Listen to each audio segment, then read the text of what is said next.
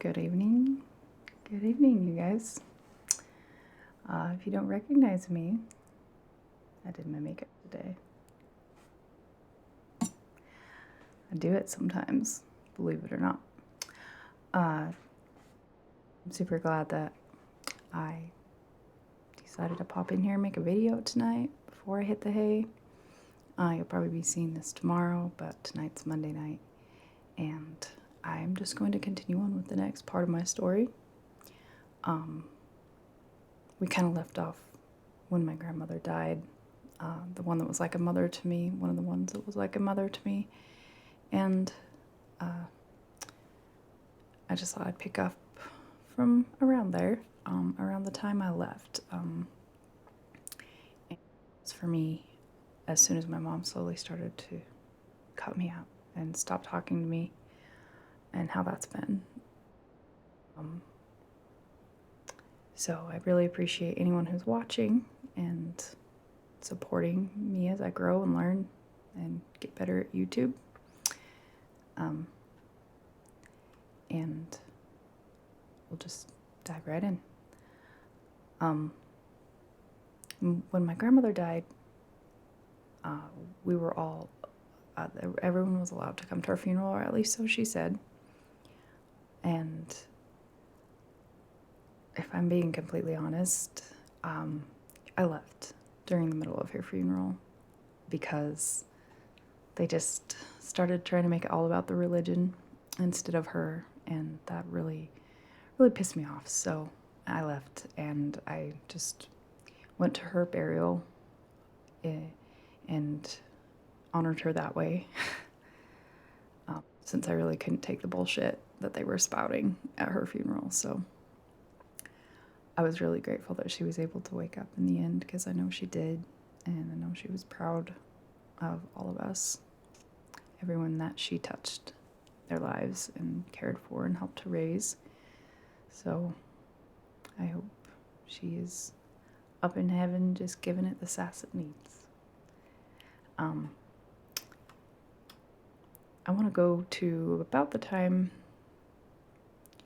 I left, so that would have been 2008, and sort of recap up to however far we get tonight. And this is part 3 of my story. Yeah, part 3. So, as I said in the last episode, my ex-husband and I, we got caught messing around, fornicating, if you will. And when that happens, then the punishment for us was to get married. You know, we need to do the right thing, right? So that we can get back into the good graces of God. And so we had pressure from both parents. Well, not my dad, obviously, but my mom, my grandfather, my grandmother, that I was under her care, and then my ex-husband's parents. And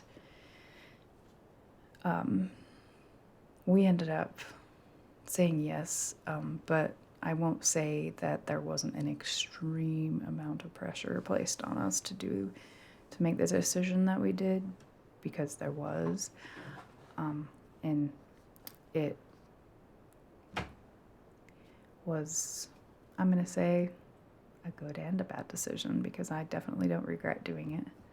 I got 3 beautiful children out of the deal, and I'm really glad that I get to be their mom. So, plus, you know, life has its good times and its bad times, and I'm not saying it was all horrible. I'm just saying placement marriage usually isn't a good idea. We weren't placed traditionally because the church was in turmoil. Warren had been arrested 2 years prior, and nobody knew what to do in a lot of situations. And so there was a lot of us kids who were just rebelling in our own ways, and for some of us, then that was to get a boyfriend, start dating, start having sex, you know, the things that regular older teenagers would be doing. but we weren't allowed to do this. So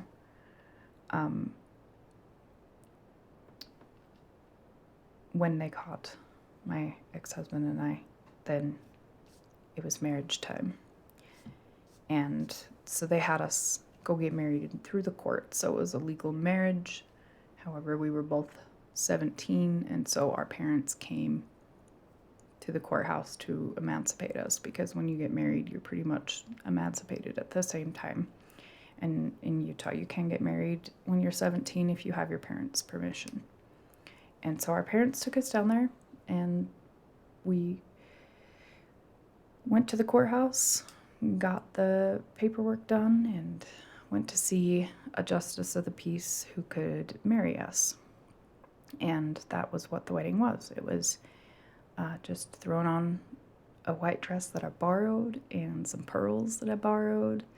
My friends did my hair, and off we went to the justice of the peace's house.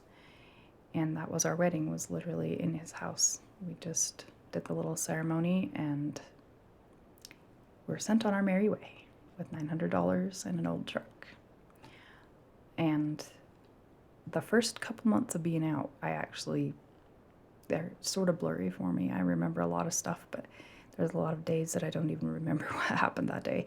And everything just kind of blurred into one big, long time of being up in northern Utah and Idaho while my ex-husband was framing for a company up there. And I was glad to be out. I was really happy. When I first left, I was super excited. It was like euphoric. It was exciting. I couldn't get enough of just, my freedom. I loved it. I felt freer than I ever had. And so it didn't really set in at first that, I lost my family, because I could still sort of talk to them, and they would, as so long as they thought I was writing letters and trying to repent, then they would talk to me. And so I did write letters for 2 years. Let's see, 2008, 9, 10, 11, 12, 4 years. I wrote letters for about 4 years, and I never got a reply to any of my letters from any of the leaders, for that matter, not any of them. Because obviously, if you didn't have someone to put a good word in for you, or you weren't like one of those, how do you put it, like superior people, the more chosener ones, then your letters didn't get responded to, and you didn't get answers by letter for your questions, or your repentance mission or whatever. So during this time, I just kept writing faithfully, because I thought that this will help me stay in contact with my family. Before it really dawned on me that they I was gonna be out of their lives slowly but surely. I kind of just went through a little party phase and tore it up, went out there and hit every party we could at the creek if we were out there hanging out, visiting, and had a lot of fun times, a lot of crazy times, and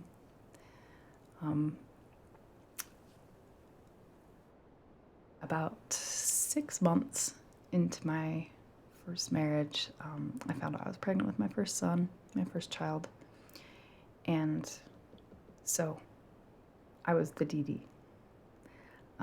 Still hung out, still partied.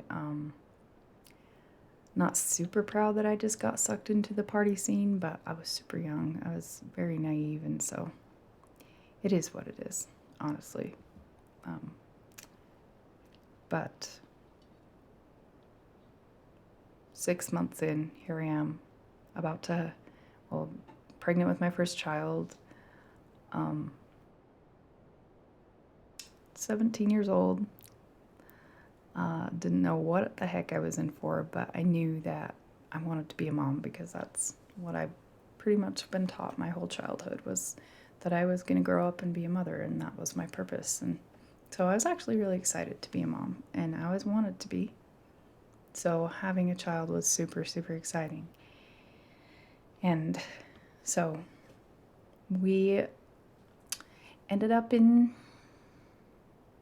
it was Camp Verde, Arizona, a little tiny 1-bedroom apartment. And that was where most of my pregnancy was. And during my pregnancy is when it really hit me that I just miss my family so much. And so even though outwardly I would dress regular, like normal person clothes, inward, I still felt like I was messing up. I still felt like I had fucked up and that I was for sure going to hell, and that I either just had to accept that or find a way back. And so, leaning towards finding a way back was more what I did at first, because that was the only way I knew that I would be able to see my family for very much longer. I started to hear about weird revelations that were coming out, like weirder than the ones that were coming out when I was in the church, and it had me worried. At this point, I still very much did believe in the end of the world. Their version of the end of the world, where everyone gets swept off, and there was a big part of me that still believed that I would be killed and that I would just go to hell. My fear of going to hell and dying at a young age started, the earliest I can remember was 5.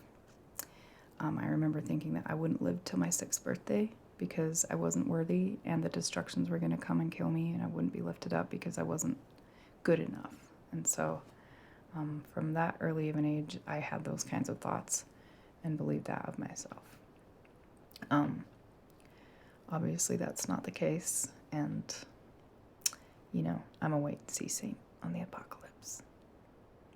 I don't have a food storage because I fucking hate saving up food for the apocalypse. And anyway, so here we are, in our little place in Arizona. We had our baby. My mother was actually allowed to be there.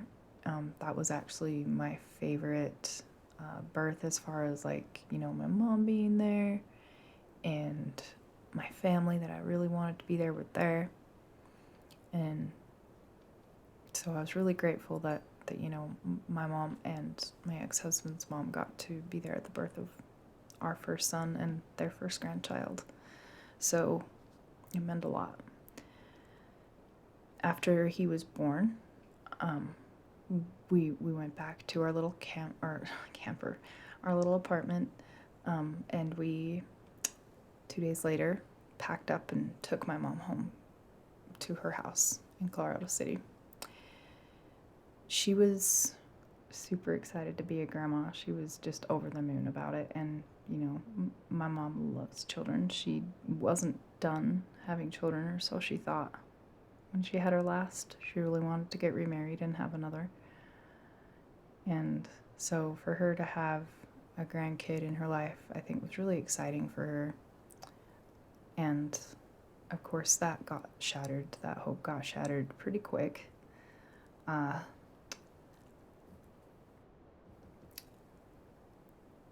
We took her home, and about a few days later we went back, and I got really sick. I got postpartum fever horribly.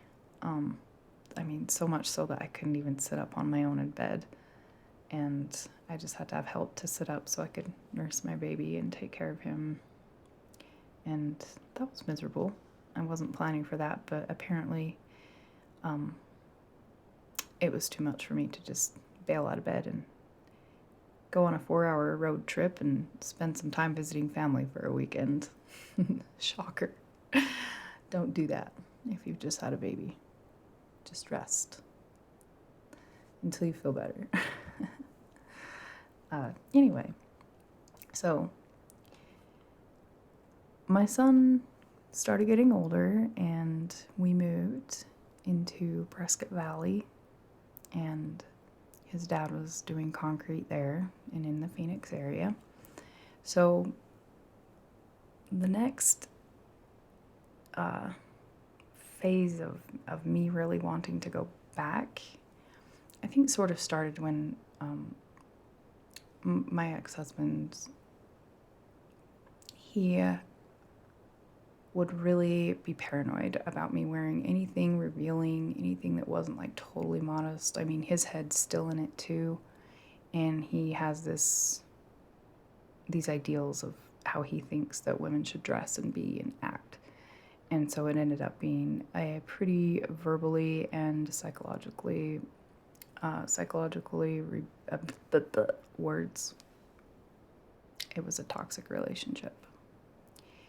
And so verbal abuse, mental abuse were norm for me. And I started to just wish in my heart that I could go back home so bad. And the way he treated me made it a little worse. It made me really think, oh, this is what I deserve. This is what I get for leaving the true, the church, and I'm just throwing away my life and my salvation, all this yada yada. So the letters continued to be written. I stayed in Prescott Valley while he went and found a new job in North Dakota. And I remember being afraid to wear normal clothes because he would find out, wear the cute clothes that I really wanted to wear.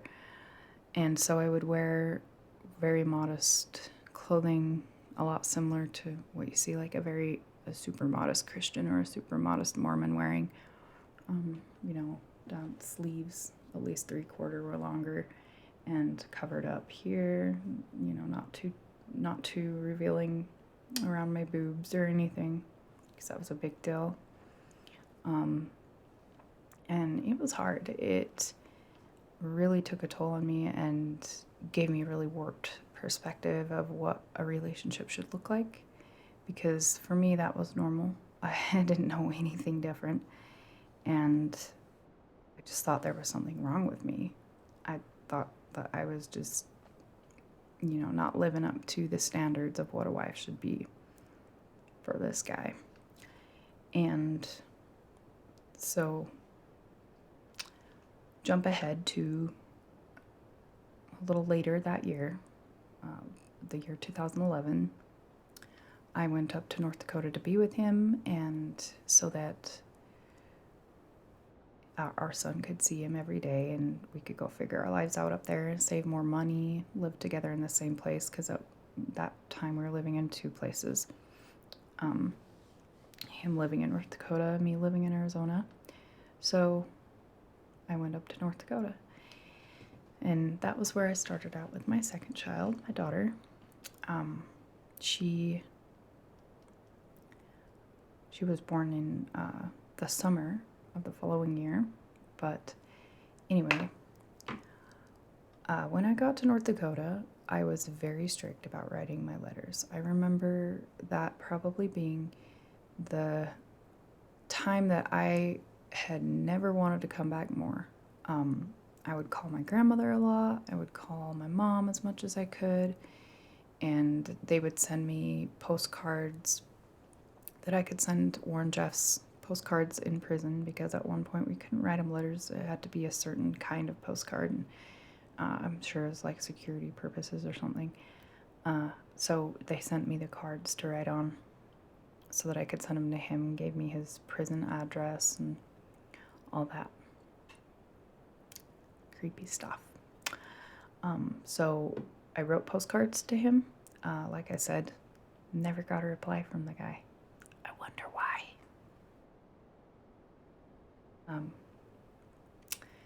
And never got a reply from the bishop's office in the church, even though I was trying very hard to come back. And I sort of fell into a depression. I couldn't get a job. my ex-husband wouldn't allow me to have a job because he thought that if I had a job, then I would go cheat on him. And,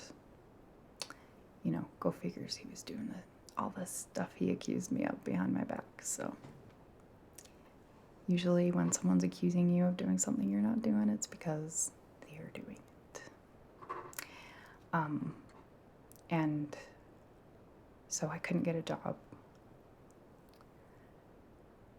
I ended up just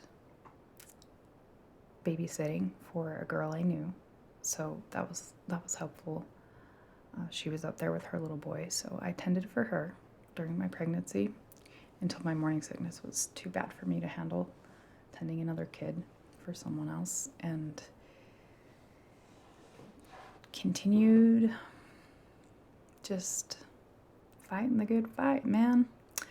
Still dressing very modest skirts, long sleeve shirts. I always felt like really, really self-conscious when I wore pants, when I wore form-fitting clothes, because I always felt like my ex was just thinking that I was wishing that I could go fuck someone else just because of the way I dressed, which is not even what was on my mind. And it was pretty miserable until I got further along with my daughter. My belly started to show, and I had a baby shower. At this time, a lot of weird things were happening in the religion, and I got less and less calls from my grandmother and my mom. So there were times where I would call them and they would just kind of let me know that, hey, we're not going to be able to talk to you for very much longer if you're not like invited back, or because the bishop says we can't keep talking to apostates. They weren't even that direct about it. They were, I can't remember how they worded it, but they were really beat around the bush, like, the destructions are coming. We may not be able to have conversations like this very much longer, da da da da da. And it was around before my daughter was born. I was in my third trimester, in the beginning of my third trimester, when I got a call that my grandfather and his wives had been sent out.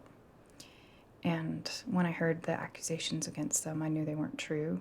Of course, they blamed the moms for murdering unborn children because they had had miscarriages. I don't even know how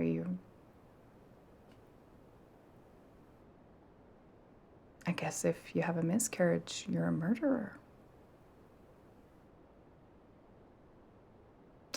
Yeah, bullshit.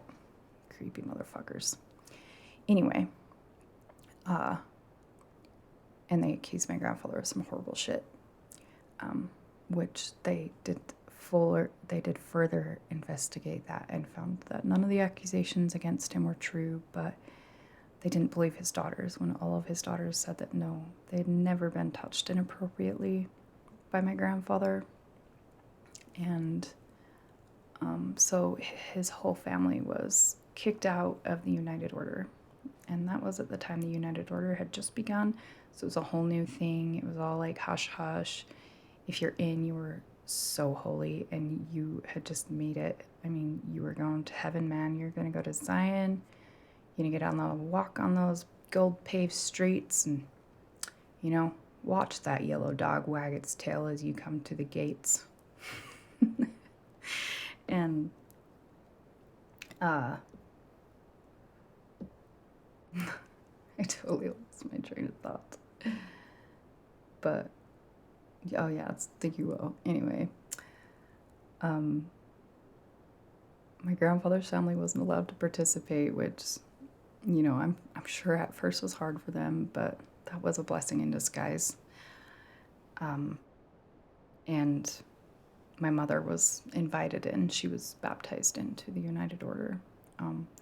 At one point, her and all my brothers, except for one, were in the United Order. They weren't allowed to stay in the same house because they were the ones in the order weren't allowed to like live with the ones who weren't in the order. Psychologically, this really, really messed my only brother that's still there, still in, it messed him up really bad. Just that, playing on that fear of you're losing your salvation, you're going to go to hell, you're not in the UO, so, I think he must have felt like he was at risk.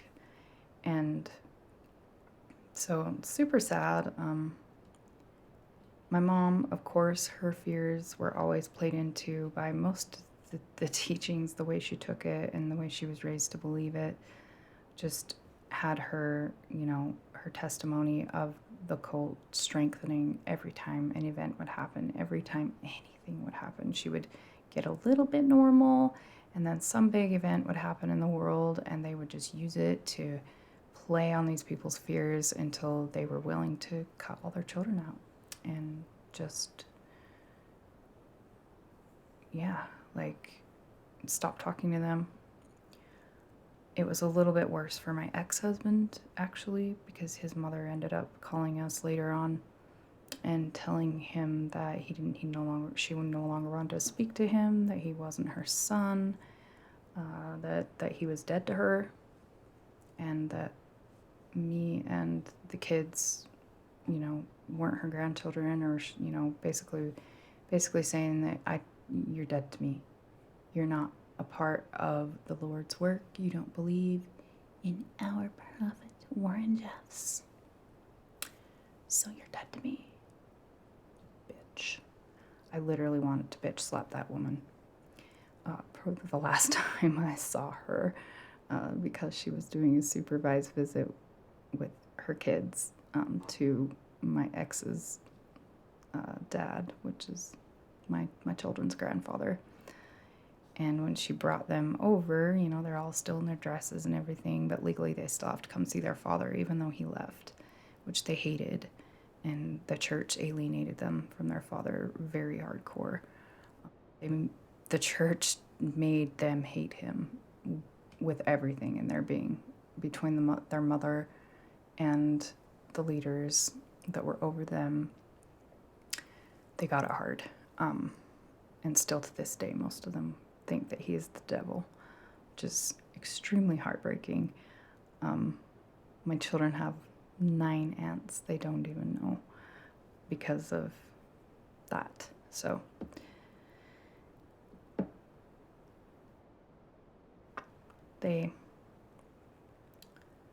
oh yes, so my ex-mother-in-law, she was dropping her daughters off one day, and this is quite a bit in the future I'm digressing, but this is quite a bit in the future from my second child. I had my third child, and I took her up to the van to say hello.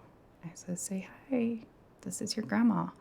And he says, hi, grandma. And he's just like this little 1-year-old, the cutest little baby, and she turns her head the other way so she can't see him, wouldn't even look at him. And the desire to bitch slap my mother-in-law was so strong. Oh, I was so mad. But I turned around and walked off. And that was really my third son's only introduction to his grandmother on his father's side. Anyway, back to my grandfather's family, who was the family that took care of my mom and her kids after the leaders kicked my dad out. About the time that they left, I knew something was wrong. I knew that they hadn't done the things they were accused of, certainly hadn't. And started to question whether I even gave a shit if I was gonna lose my salvation or not. I stopped writing letters around that time. I just didn't care anymore. I kind of just turned off my emotions and was numb to it. So, but it was still really shocking that my grandfather's family was torn up in the way that it was. So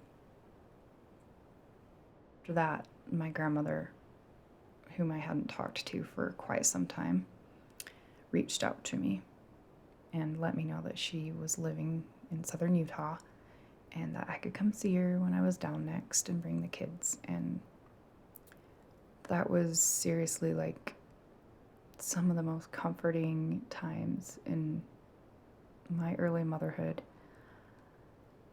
Just knowing that every time I got to go down there, I'd get to go see her and have lunch with her at the park and let the babies play with her and take pictures. And one year she sewed me a whole quilt for my birthday, my 25th birthday. And, you know, gave it to me. It was so heavy. I still have it. It's a great, great sleeping blanket. It keeps you super warm. And my mother stayed. She was living with her brother. From there, I heard that from a couple of my other brothers that they had all been separated from her. They weren't living with her, and she had signed over her rights. I don't know if she did it legally or if she just did it just verbally to whoever she was told to, but she signed her kids over to somebody else to take care of, and that was my uncle, who was super abusive. And I try really hard not to hold such angry feelings towards men in authority and men from here. You know, guys just doing the things that guys do is sometimes really triggering for me because I've watched so many instances where it just turns bad. But my brothers got a lot of abuse from my uncle, which was really sad. I can't even imagine how they must have felt. You know, my mom not even being able to be there. And I was shocked. My mother was a bear. She was, when I was a kid, you come between her and her kids, you know, she was never a bitch. But if you came between her children, she would stand up for her children. And I thought that that's where she would have drawn the line. But no, they had much too tight of a hold on her brain for that. And so they picked apart her relationship with each one of her children, one by one as they left. And so at this point, my second child is born. She's my only daughter. We got to have her there in Williston, North Dakota, in the thick of the oil craze. And, you know, I actually didn't even mind North Dakota in the summer. The winters sucked because my nose holes froze shut every time I'd walk from Walmart to my car. Anyone who's lived in North Dakota knows. But summer wasn't so bad. My daughter got born, and I called my mother to invite her, and her biggest thing was to say, "Oh, well, I'll see if I can. I'll talk to the bishop about that." And that was just a soft no. You knew that she was just blowing you off so that she wouldn't have to deal with it, because she wasn't going to ask, because she would just get told no anyway. And so when she told me maybe, I just kind of figured she wasn't coming. And so I just kind of lost the whole idea of her even coming. I just got it out of my head so that I wouldn't be too sad when she didn't show. And after my daughter was born, I can't really remember how often I kept in touch with her for a little while there. It was few and far between. And we ended up moving from the East Coast North Dakota to the East Coast, and to be there on the pipelines. And that was what their father had going on. My ex, he was excavated. How do you say that? He did excavation. So, and while I was there, I was actually able to just numb out from everything that had anything to do with this place, and it was a nice break. I could meet new people that weren't even familiar with my background, and I only had to tell them where I was from if I chose to.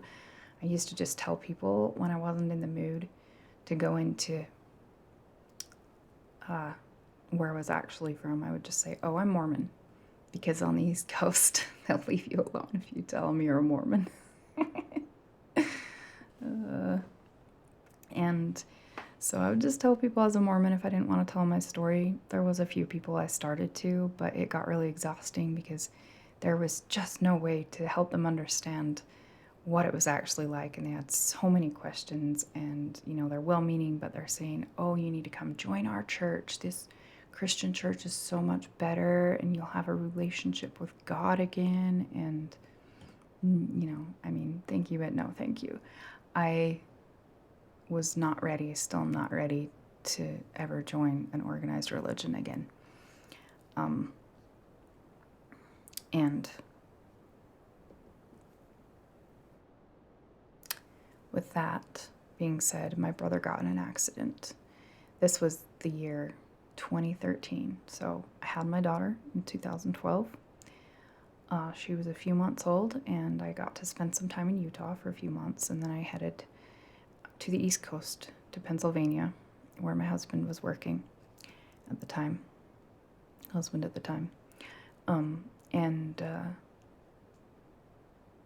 Then I found out, I got a little surprise and found out I was going to have another baby. And that was not planned. He's my little surprise. He was my little surprise, my little sunshine.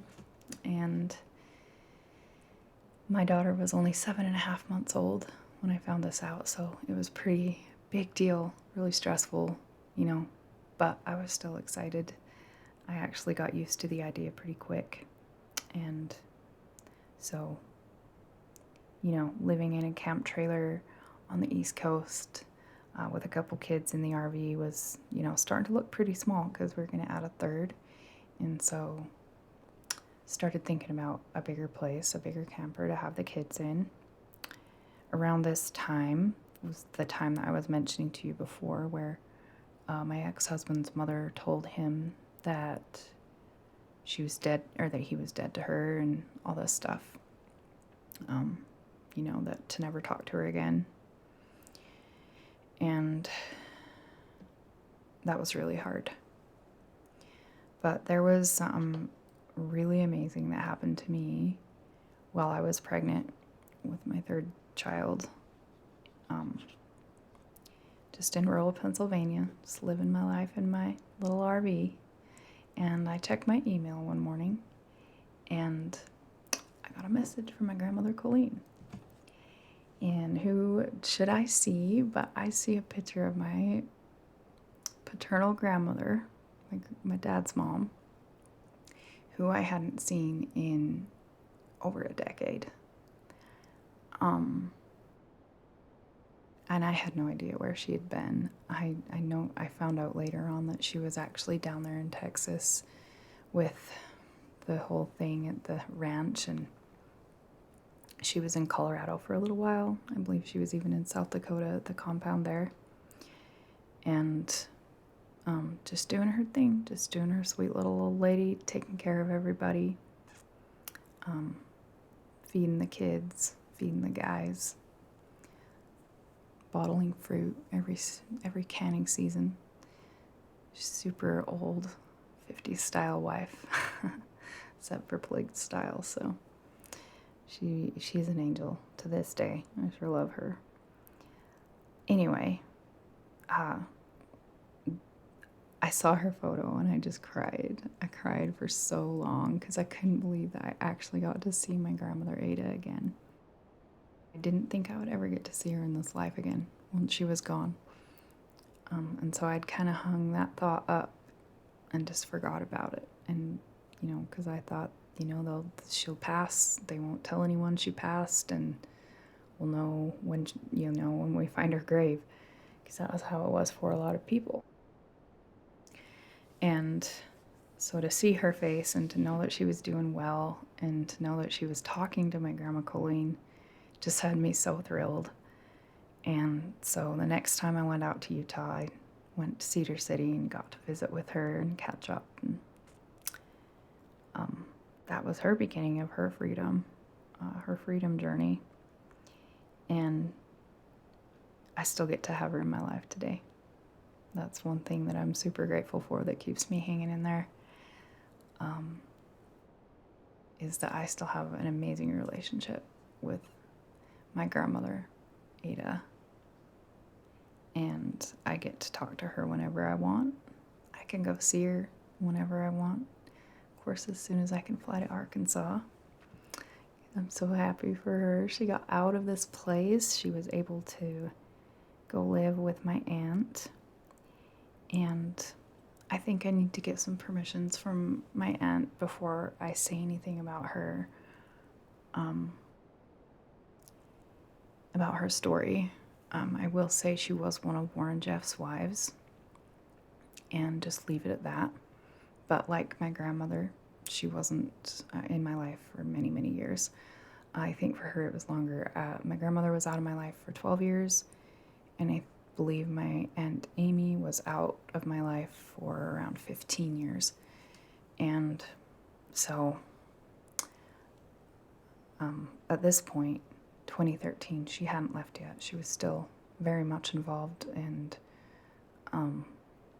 going through God knows what.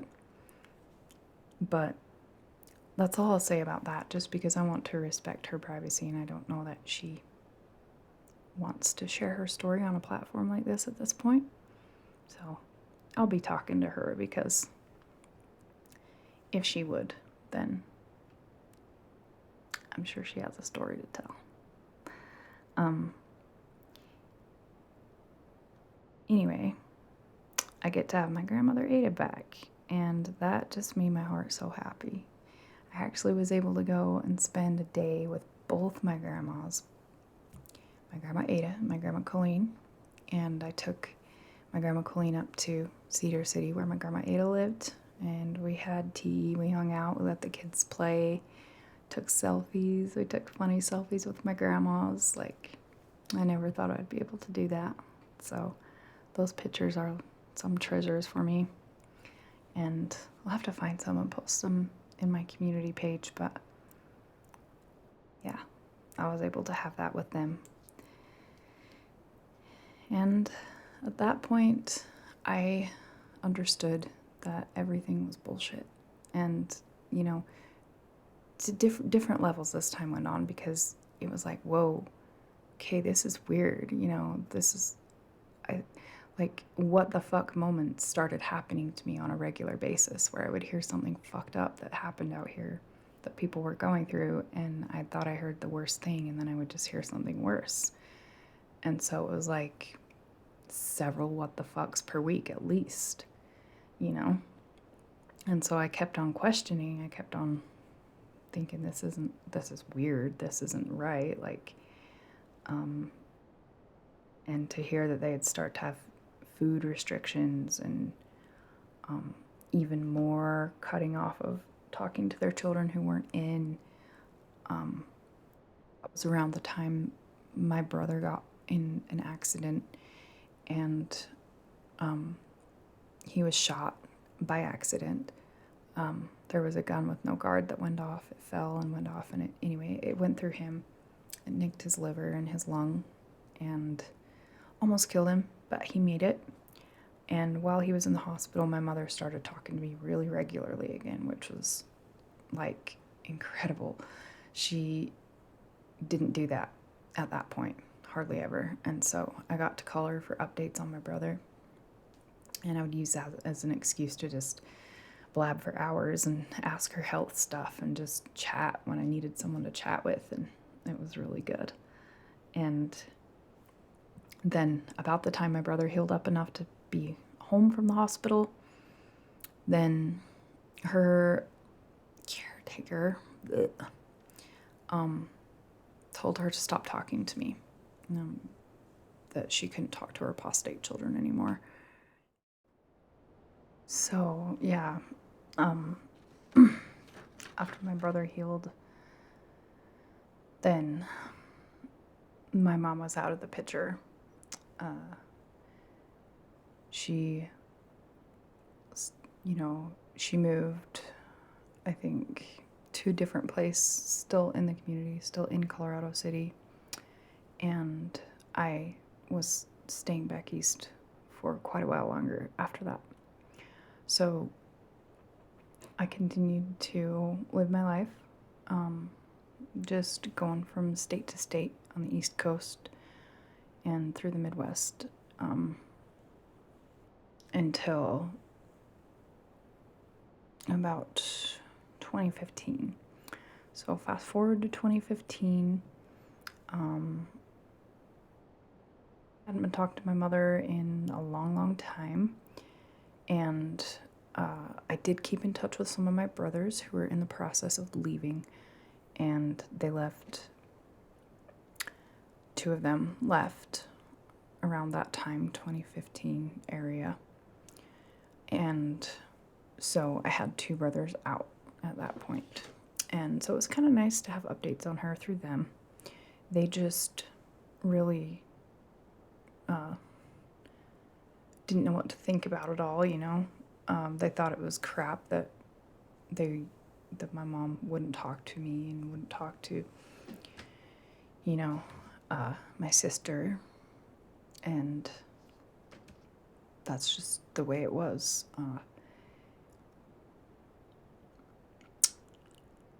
I want to say one of those times, it was around 2014, 2015 area.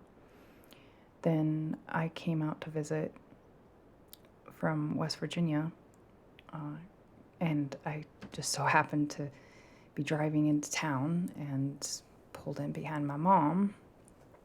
So I followed her, and we went over to the place where she was working and just stopped by there and said hi. And it was really awkward. It was like she was just waiting for us to get out of there. She didn't like that we were there, but she didn't dare to tell us to go away. So I really quickly handed her my third child, when she was still a little baby at the time. And I handed him to her so that she wouldn't run away. While I went and grabbed my other children out of the truck to say hi. So I'm like, here, take my baby. And then I ran and got my other kids out of the truck and let them say hi to my mom. And that would be the last time I saw her for a couple of years or 3. It was a while. And then I didn't know, after that I had no idea where she was.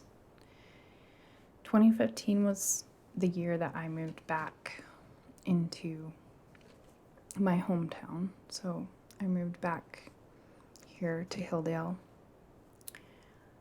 and Hilldale, Colorado City, same town, different sides or different states, so Hilldale's in Utah, Colorado City's in Arizona, but it's the same community. I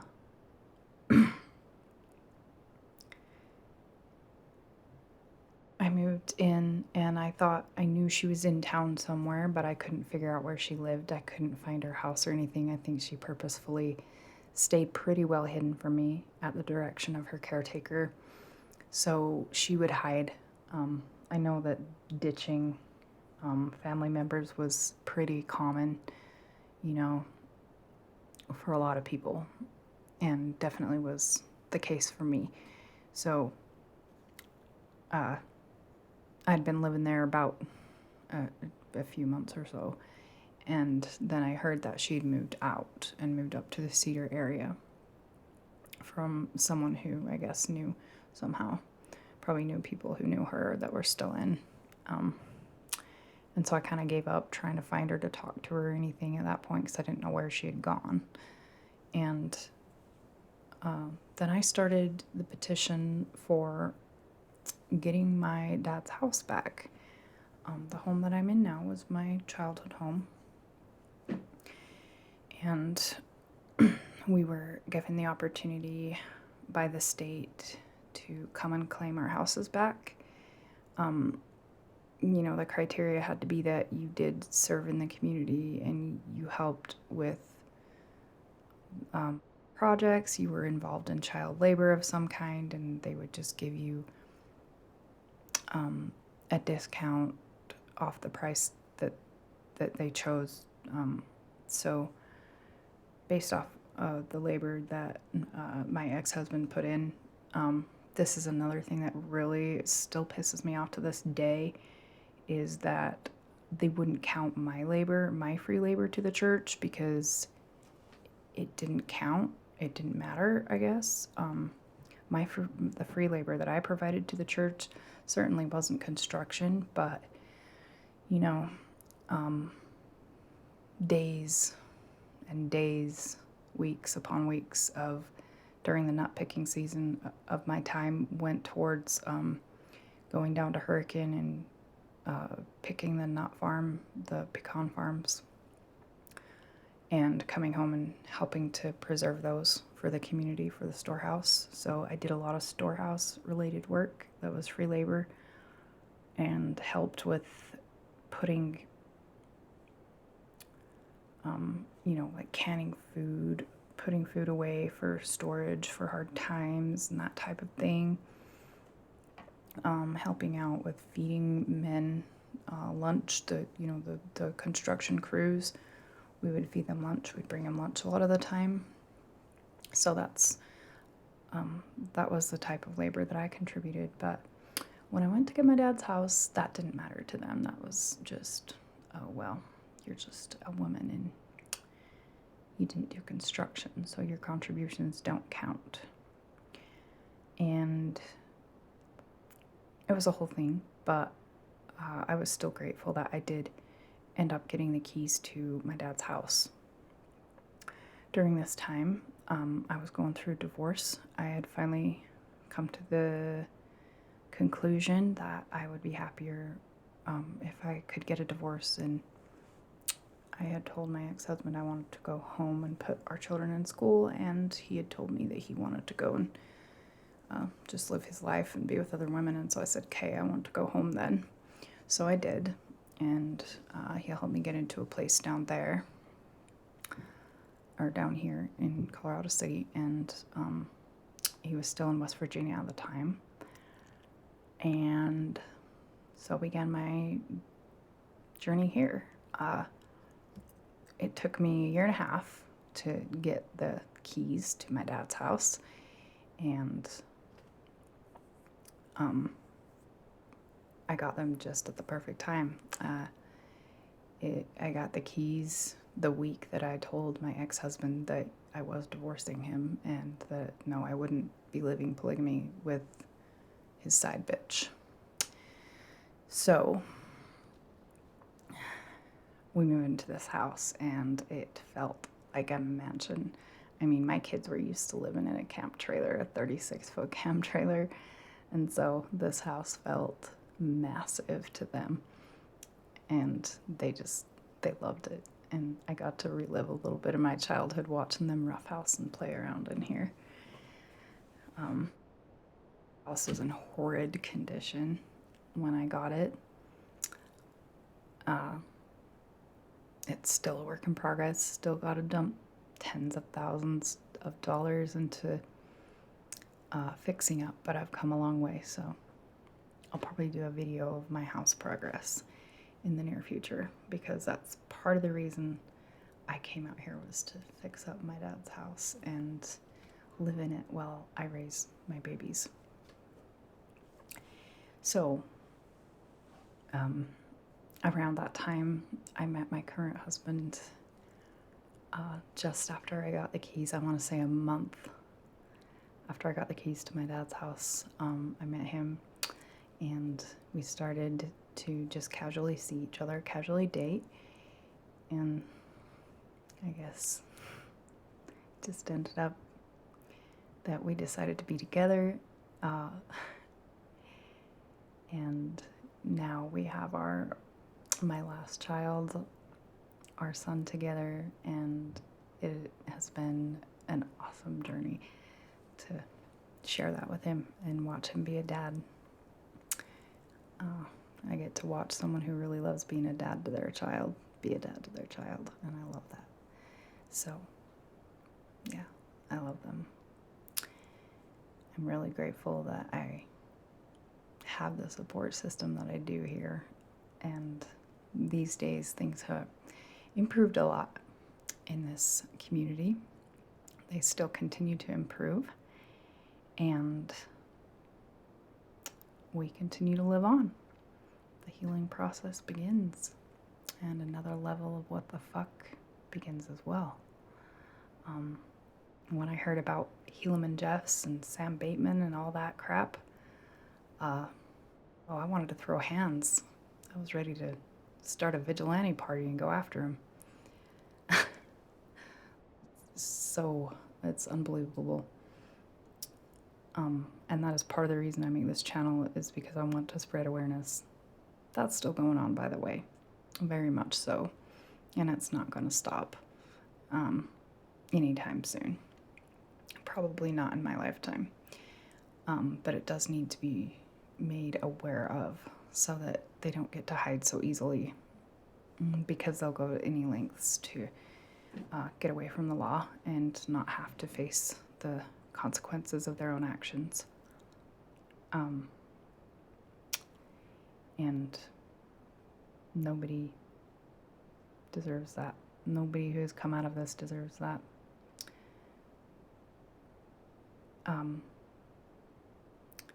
So from here, I'll just wrap that up by just summarizing why I started this video. So it did take me the better part of the 7.5 years that I was married to my first husband to realize that everything that I had been taught, or most everything that I had been taught, was indeed a cult, and it was indeed bullshit, and that there were so many other things that I didn't know anything about that were going on. So, jeez. So there was that. I'm really grateful that I've come as long as as far as I have. So right now I'm at the point where I'm trying to separate in my mind what I am choosing to keep within me that was good things, that, good values and teachings that I was taught, and separating that from the lies and the things that I don't want to believe, that no longer serve me. So it's still a healing process. Some days are better than others. And every now and then I'll still have a really scary dream about the end of the world. I have those. Whenever I have scary dreams, they're usually like that. And I mean, I know that for me, it doesn't matter if the world ends or not. I'm just going to live every day to the best of my ability and try to be the best version of myself that I can be. So, and as for my mom cutting me out, it's been painful. It still is. It really hurts me to see her ignoring her children as they go through health issues, as they go through their depression and all the trauma that we've been through. And she's so numb to that. Jeez.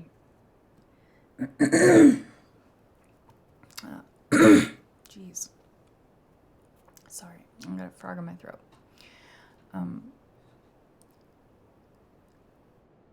When I confronted her about Lyle Jeffs and Warren and everything that they put our family through, she told me that I needed to not be mad at Lyle and that I needed to just forgive him because he wasn't a bad man. And I replied to her and just told her, like, hey, Mom, you need to go read some psychology books, and you need to go read up on narcissism, and you need to educate yourself because they want you to stay uneducated so that you won't know the truth.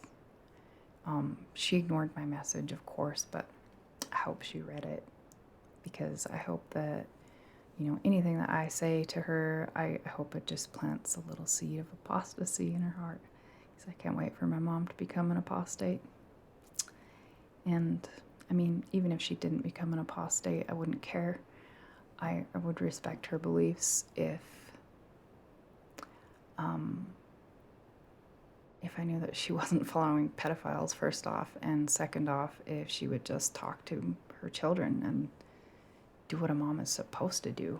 You know, love your children and not abandon them. So that continues to be hard for me on almost a daily basis. I miss my mom with every fiber of my being. There's days where I can handle it, and there's days where I get super emotional about it, and I can't help but just cry. But I really hope, for her sake and for our sake, that she comes back into our lives and gets to know all 10 of her grandchildren and build the relationships with her children back up. Anyway, I hope you guys have a good night, and I'm just going to wrap it up here. But I'll just be back with the next part. My friggin' throat, man. I had a feeling I should make tea for this, and I didn't, and now I regret it. But yeah, I think that's just all I'll do for these 3 parts. These parts will be remastered and republished as I refine them and make them better and more understandable and get used to being on camera, all that stuff. And I'll see you in the next video. I hope you guys have a good night.